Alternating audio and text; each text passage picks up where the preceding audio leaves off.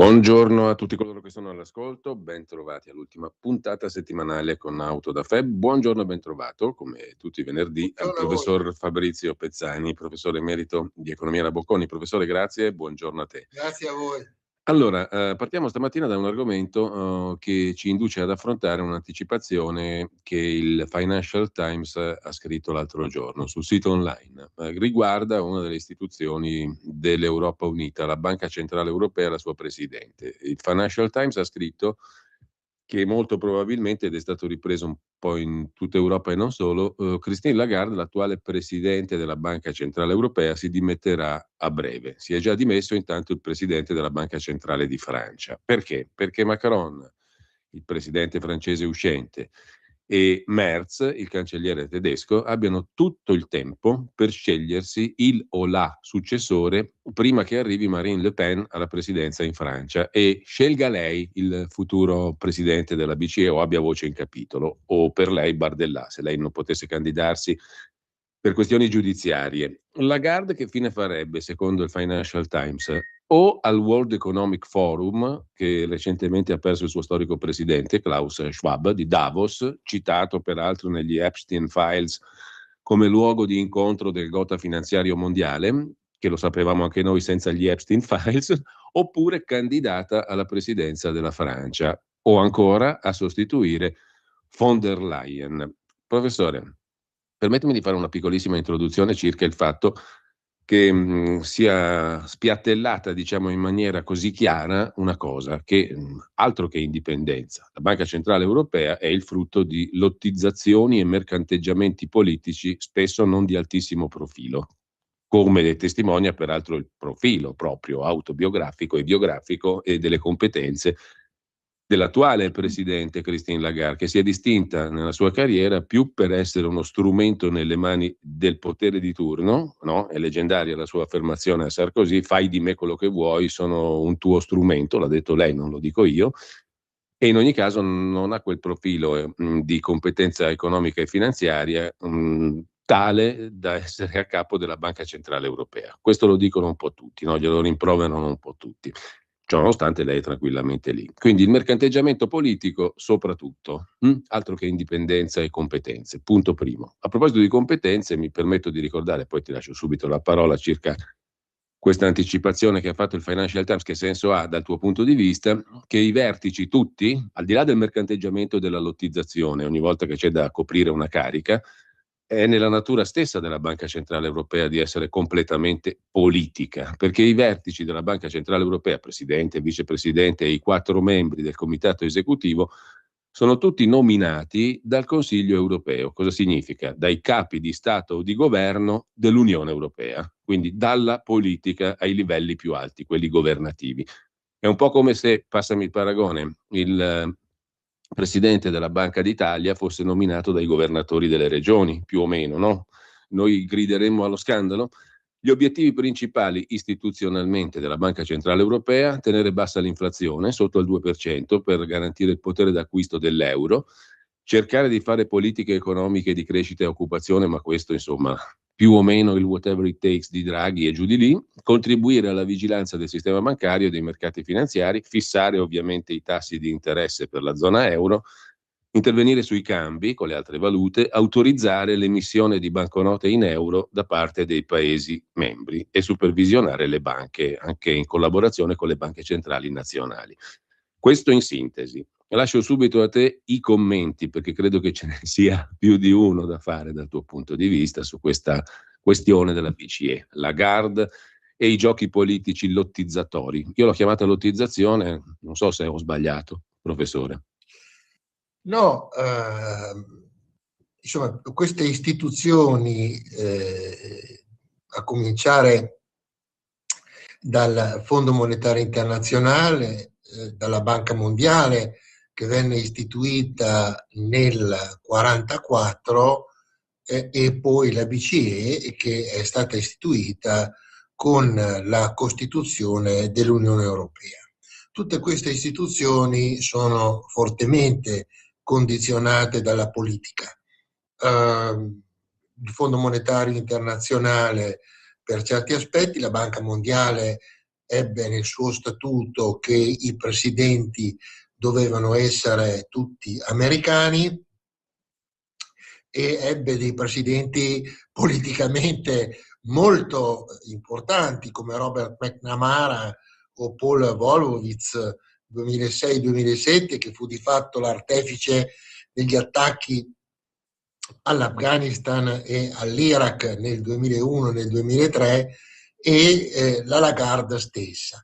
Quindi queste figure risultano fortemente condizionate dalla politica, e il concetto di indipendenza è un concetto, diciamo, per certi aspetti relativi. Se guardiamo anche la situazione della Fed, vediamo come Trump attacchi pesantemente Jerome Powell e abbia indicato Walsh come suo sostituto. Quindi esiste un condizionamento forte della politica su queste istituzioni finanziarie che sono indipendenti, fra virgolette, sulla carta. Quindi hanno degli spazi di manovra indipendenti, ma la loro stessa nomina è condizionata da forze e scontri politici. La Christine Lagarde ne è una espressione più evidente. È interessante ricostruire un attimo la storia per capire il rapporto fra politica, interessi politici e interessi, fra virgolette, finanziari. Quindi la finanza ha un ruolo determinante nella conduzione della politica, e le figure politiche oggi sono a loro volta condizionate dalla finanza. La Lagarde ha una storia fra virgolette di ammissione di dipendenza. Venne coinvolta nello scandalo che colpì Tapie, l'ex presidente del Marsiglia Calcio, poi come ministro delle finanze diede la sua devozione a Sarkozy, come hai annunciato tu con le sue parole scritte, e la Lagarde poi compare importante nel 2011. Questo è un fatto importante. Potremmo ricostruirlo un attimo, perché tra il 2010 e il 2011 sono stati anni determinanti nella storia dell'euro. Allora, che cosa succede? Che nel 2010 parte un attacco pianificato da parte degli hedge fund e della finanza mondiale all'euro, e per attaccarlo cominciano a fare come gli alleati attaccarono Hitler, cioè perifericamente, quindi Grecia, Italia e poi sbarco in Normandia, e così l'hedge fund e la finanza per attaccare l'euro cominciarono ad attaccare prima la Grecia, poi il Portogallo, poi l'Irlanda nel 2010.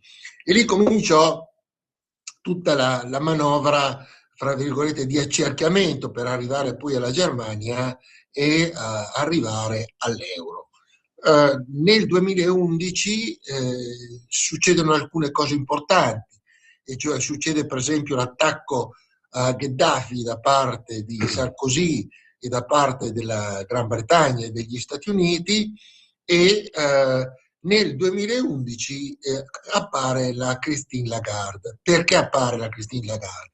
Perché il Fondo Monetario Internazionale aveva come presidente Strauss-Kahn, che era un socialista, il quale alla Brookings Institution nell'aprile del 2011 fece una dichiarazione molto importante in cui sostanzialmente diceva che il sistema finanziario stava andando verso un livello di disuguaglianza inaccettabile, che il Fondo Monetario Internazionale era obbligato a intervenire laddove ci fossero delle differenze molto forti dal punto di vista reddituale, dal punto di vista della povertà, eccetera, e quindi nel 2011, ricordiamo che poco prima era stata attaccata la Spagna, sempre dalla finanza mondiale, e Strauss-Kahn dichiarò che il Fondo Monetario Internazionale doveva intervenire per salvare la Grecia, per salvare il Portogallo e per salvare l'Irlanda.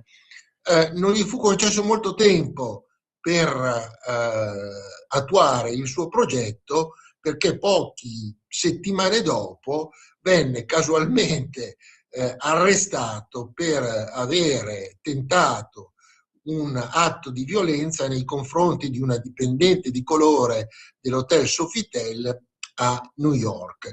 Venne portato in isolamento in un'isola, in un carcere in un'isola, e un giorno dopo lui firmò le dimissioni da presidente del Fondo Monetario Internazionale.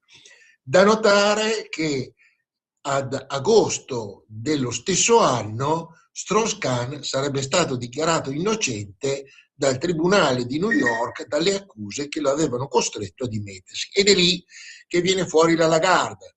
La Lagarde viene messa al posto di Strauss-Kahn perché la Lagarde ubbidisce più che fare di testa sua, come faceva Strauss-Kahn. E quindi la Lagarde, che veniva poi da uno studio legale... Ecco, per parodiare, per prendere in prestito le sue, della Lagarde, stesse parole, utilizzami, disse a Sarkozy. Utilizzami. Quindi ecco, la utilizzarono anche per la BCE. La in senso tecnico, in il senso Fondo tecnico. Monetario Internazionale, il quale... Sì, scusami, per poi, l'FMI, al posto di Strauss-Kahn. Il Fondo Monetario Internazionale, perché? Che cosa successe? Perché subito dopo l'attuazione della Lagarde, ricordiamo che in quegli anni venne attaccato, ripeto, Grecia, Irlanda, Portogallo, Irlanda, Spagna, e nel 2011 venne attaccata l'Italia con l'attacco degli hedge fund sull'Italia, e a ottobre dello stesso anno venne attaccata la Libia di Gheddafi, che voleva sostanzialmente vendere il suo oro in euro e non in dollari. Quindi la Lagarde è stata la mano lunga della mano longus del Fondo Monetario Internazionale, ma di fatto degli interessi finanziari che regolavano il Fondo Monetario Internazionale, e si è prestata di fatto all'attacco dell'euro, perché dopo l'attacco all'Italia nel 2012, lo spread, che molti si ricordano, ogni giorno veniva messo sotto curve dei giornali dell'Italia, che cresceva. Per la prima volta lo spread dell'Italia, e questo è interessante, crolla non propriamente, ma cala molto nel gennaio del 2012, quando si è compiuto praticamente l'attacco all'euro. E che cosa, quando cade? È interessante vedere il giorno in cui per la prima volta lo spread italiano cade, e guarda caso è il giorno in cui l'Europa annuncia il divieto alle sanzioni all'Iran, al petrolio iraniano, no? Ed è sempre lì, cioè noi ritorniamo sempre all'Iran, che è stata la fonte continua di scontro fra Stati Uniti, Israele e in parte l'Europa trascinata nella lotta, e oggi ci troviamo ancora una volta di fronte all'Iran come un problema di destabilizzazione dell'Estremo Oriente. È stato un processo lungo, molto pianificato, molto curato nei dettagli, non sempre è andato tutto a posto, ma certamente quello che emerge dalla elezione, dalle indicazioni di dismissioni della Lagarde, è funzionale a degli interessi politici, non è funzionale all'interesse della Lagarde. Cioè, prima che ci siano le elezioni presidenziali in Francia, con il rischio che vinca la destra, viene lasciato spazio libero a Macron e a Merz per poter designare il successore della Lagarde. Ma anche qui il problema diventa che dopo aver avuto una tedesca e dopo aver avuto una francese, diventa difficile avere ancora un tedesco e ancora un francese. E qui, se gestito bene, si potrebbero aprire le porte per un italiano, Panetta o Cipolloni, quindi potrebbe essere uno spazio per una figura europea, italiana. Ricordiamo però che abbiamo già avuto Draghi nella BCE, e quindi diventa difficile anche per un italiano occupare quel posto. Quindi è interessante vedere come si incrocino nella storia gli interessi della politica, della finanza, e ci sia una situazione, anche l'idea di farla sostituire a Schwab. In realtà adesso c'è dentro Larry Fink di BlackRock, quindi anche lì mi sembra difficile che lei possa entrare, anche perché quell'istituzione sta perdendo un poco di potere, perché è stata sostanzialmente la spinta maggiore verso un neoliberismo privo di regole e assoluto, che si sta scontrando con un mondo che è diventato più complesso, insomma, no? Quindi non a caso le posizioni della Cina, le posizioni della Russia sono divergenti rispetto alla linea che al tempo aveva avviato Schwab del centro di finanza, insomma. Quindi l'impressione che resta è una, fra virgolette, lotta tra politica, finanza, che nella storia... Ecco, professore, in questo quadro che tu hai ben riassunto, secondo te Francia e Germania hanno ancora la forza, ne accennavi prima, circa i possibili sostituti di Lagarde o successori di Lagarde, hanno la forza per imporre ancora questa diarchia che sa di vecchio, di usurato? Perché dal punto di vista economico i due paesi non godono di splendida salute, dal punto di vista politico nemmeno, perché sono incalzatissimi sia la Francia che la Germania al loro interno dalle forze della destra, AfD in Germania piuttosto che il Rassemblement National di Marine Le Pen in Francia, che ha serie probabilità anche di vincere alle prossime presidenziali. Questi due, Merz e Macron, hanno ancora la forza per dire comandiamo noi anche sulla Banca Centrale Europea e quindi anche sugli interessi, perché alla fine la Banca Centrale Europea di chi ha fatto gli interessi da che esiste? Dei paesi forti, che sono sempre stati tradizionalmente i due, Francia e Germania. Siamo ancora lì o lo schema è usurato? Il tema della Banca Centrale Europea è il tema dell'Europa, e quindi in un'Europa fortemente divisa, e questo è il problema, perché abbiamo per esempio l'Ungheria che va da una parte, la Polonia che va dall'altra, abbiamo delle figure, fra virgolette, di cosiddetti patrioti, no? E quindi c'è un tentativo è molto difficile questa fase in Europa, perché lo stesso Trump ha interesse a un'Europa divisa e non a un'Europa unita. Un'Europa che è stata paradossalmente guidata dalla Ursula von der Leyen a stretta controllo degli Stati Uniti con Biden, e fino a quando si è dovuta arrendere al fatto che Trump si è dichiarato sostanzialmente più indipendente rispetto all'Europa di quanto non fosse stato Biden. E quindi un'Europa divisa in questo momento rende difficile la scelta. Credo che una scelta, ancora una volta, per la Germania e la Francia possa essere una scelta divisiva più che una scelta che unisce. E quindi il problema è estremamente delicato. Non può essere l'Italia perché l'Italia è in una situazione, fra virgolette, di aver avuto già Mario Draghi, e in una situazione in cui il governo, fra virgolette, ha un'attenzione maggiore degli altri, Francia e Germania, rispetto agli Stati Uniti. Qualcuno dice che sono molto alte le quotazioni del candidato spagnolo, il governatore della Banca Centrale Spagnola.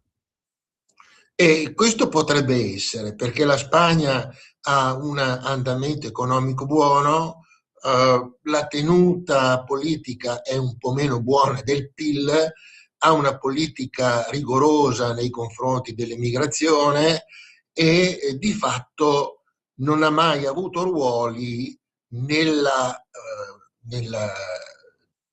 Europea. Noi abbiamo avuto Prodi come presidente dell'Unione Europea, abbiamo avuto Monti come commissario, abbiamo avuto delle diverse figure italiane presenti, sto parlando del sud europeo, e quindi sto parlando di Spagna, sto parlando di Italia e di Grecia. La Grecia Sì. è meno partecipata, però la scelta della Spagna potrebbe essere una scelta importante sia per la posizione e poi per il fatto che è un soggetto nuovo, è un soggetto che crea meno conflitti di quanto potrebbero creare individui scelti da Macron o da Merz. Professore, altra cosa, a margine della questione chi guiderà la Banca Centrale Europea dopo Lagarde e di tutte le lottizzazioni politiche di cui abbiamo parlato, il componente italiano del Consiglio esecutivo della Banca Centrale Europea, Piero Cipollone, proprio in questi giorni, l'altro ieri, è ritornato a parlare, anzi ha detto che è più che necessario introdurre l'euro digitale. Per fare che cosa? Per salvaguardare la posizione centrale delle banche nel sistema dei pagamenti in Europa, perché attualmente, ha detto Cipollone, questo non è scontato, che siano le banche al centro del sistema di pagamenti in Europa, perché la moneta digitale si va sempre più diffondendo. L'euro digitale serve per garantire la sovranità e l'autonomia dell'Unione Europea in un quadro di digitalizzazione globale dei pagamenti. Mi traduci il tutto per farci capire cosa significano le parole del dottor Cipollone? Beh, sostanzialmente non c'è nulla di particolare, non è che questo elimina il contante, è una modalità di pagamento dei cittadini come avviene adesso con le carte di credito. Quindi è un pagamento che avviene direttamente senza commissioni alla banca, si possono effettuare pagamenti senza commissioni alla banca attraverso l'euro digitale. Quindi è una modalità di pagamento che a mio parere non rappresenta dei problemi particolari, ammesso che vengano mantenute delle pagamenti in contanti adesso, e qui entriamo in un problema, Sì. tra virgolette, in cui entra poi l'evasione fiscale, eccetera. Però il problema è che un euro digitale in una situazione di, tra virgolette, grande divisione all'interno dei paesi, con qualche paese come la Bulgaria che dicono ritorniamo alla nostra moneta, e come c'è qualcuno che indica di tornare alla nostra moneta. Quindi l'euro digitale ha senso e ha una funzione certamente dal punto di vista della maggiore elasticità del sistema, ma la condizione dell'euro digitale deve essere legata a un euro, a un'Europa unita, insomma, no? Cioè noi abbiamo fatto un euro, come con l'euro, stessa cosa. Quindi il problema è sempre politico, in Il sostanza. problema è sempre politico. Noi abbiamo fatto l'euro nel 2001 e attuato nel 2001 l'euro nel nuovo secolo, ma non è stata fatta l'Europa. Quindi è stata fatta una moneta, ma non è stata fatta l'Europa. Una moneta che è stata calata sui paesi in modo molto, molto... Noi abbiamo avuto, fra virgolette, un danno iniziale dall'euro, perché l'euro, che valeva 1910 lire, di fatto venne identificato come una sorta di 1000 lire. Io non mi posso dimenticare che nel 2001, a ridosso dell'introduzione dell'euro, io venivo a Roma per lavoro e sbarcavo all'aeroporto per arrivare poi dall'aeroporto in centro a Roma. In dicembre con la lira si spendevano 45-50 mila Mm. lire. Esattamente 15 giorni dopo, 10 giorni dopo, in gennaio, io facevo lo stesso viaggio e anziché pagare 50 mila lire, in 10 giorni di diversità pagavo 50 euro, cioè al cambio diventavano 100.000 lire, insomma, no? Quindi questo effetto che ha dato sui conti è importante, quindi un euro digitale può funzionare a condizione che ci sia una, un'unione Mm. tra i vari paesi che oggi vedo con grande difficoltà. Ecco, chi invece ci intravede un grande fratello, secondo te ci intravede un rischio vero o è una bufala?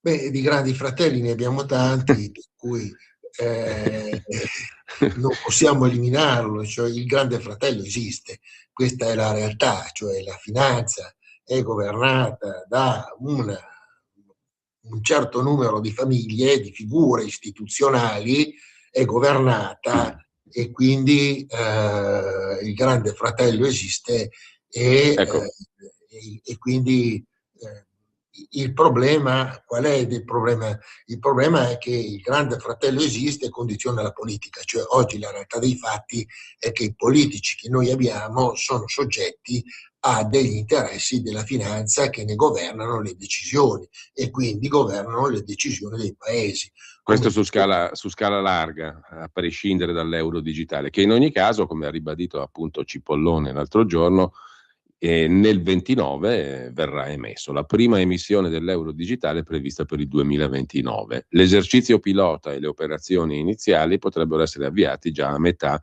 del prossimo anno, il 2027, in attesa che il Parlamento europeo approvi la normativa di riferimento. Questo è il punto. Quindi il calendario c'è già tutto, no? Sì, ma sai, nel lungo tempo, come diceva Keynes, siamo tutti morti e quindi siamo in una situazione così violenta di cambiamenti che mi rende difficile capire, no, come ci si possa muovere, insomma, no? Abbiamo in ballo tante situazioni a rischio in cui è difficile prevedere un domani, no? Oggi di fare della strategia è un compito estremamente arduo, insomma, no? Anche perché abbiamo soggetti importanti come la Cina, come la Russia, come i paesi del BRICS, insomma, no? L'indicazione l'abbiamo data la volta scorsa parlando del Giappone, avevamo detto che la posizione in Giappone, che sta peraltro peggiorando, e si unisce fortemente agli Stati Uniti, è quella di un'accentuazione della svendita dei titoli del tesoro americano. E il premier cinese ha dato indicazione a tutte le banche cinesi di ridurre la loro esposizione in titoli di Stato americani. E quindi come sarà poi il cambio e in che misura il cambio influirà sul cambio dell'euro e quindi in che misura l'andamento del dollaro influenzerà l'andamento dell'euro.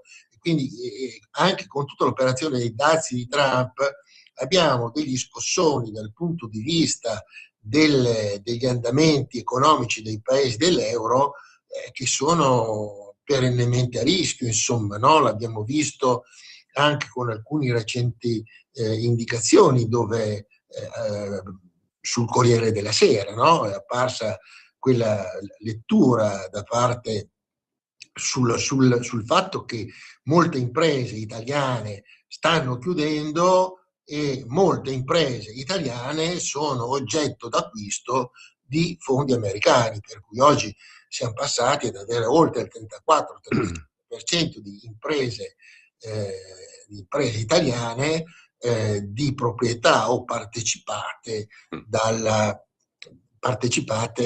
da fondi americani. Se noi guardiamo semplicemente le banche, come azionisti in tutte le banche di riferimento italiano, che sia Unicredito, che sia Banca Impresa, che sia Banca Popolare di Milano, che sia Monte dei Paschi, eccetera, esiste una percentuale di presenza significativa dei Ecco. fondi finanziari americani. Professore, chiudiamo perché sono già le 11 con le affermazioni, c'ho sott'occhio l'ANSA adesso, della stessa Lagarde che a proposito delle sue dimissioni ha detto minimizzando: credo che ci vorrà per portare a termine il mio compito fino alla fine del mandato, abbiamo realizzato molto, io stessa ho realizzato molto e circa la futura guida del World Economic Forum è una delle tante opzioni, ha detto Lagarde, che sto prendendo in considerazione una volta lasciata la BCE. Per rubare una battuta a Luigi Barzini Junior, giornalista che parlava dei giornalisti, sempre meglio che lavorare. Comunque, grazie a Fabrizio Pezzani, professore, ti saluto, ti auguro una buona fine di settimana, così come la auguro a tutti coloro che sono all'ascolto. Grazie, Ringrazio a professore. tutti gli ascoltatori, a te e un buon fine settimana anche da parte mia. Ciao, Grazie. professore.